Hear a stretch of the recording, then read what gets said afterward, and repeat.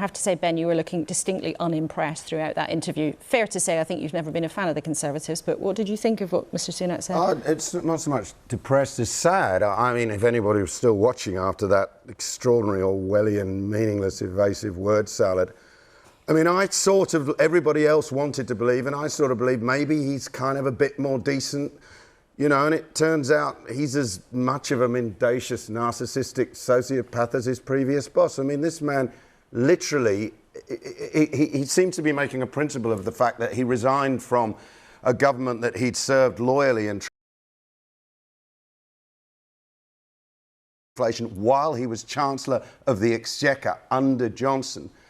He seems to act as being born into Downing Street 6 months ago was a miracle birth. No, he was a part of a 13-year cycle which has got us to this point. He talks about other countries having the same problems. He doesn't admit what he well knows, which is that they're all doing better under them.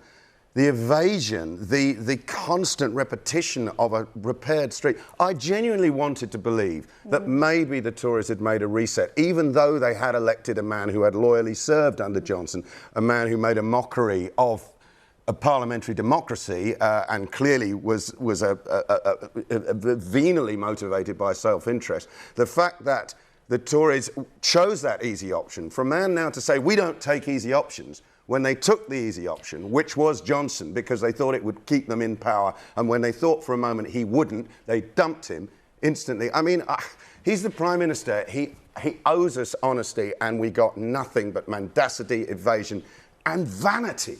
Just dripping.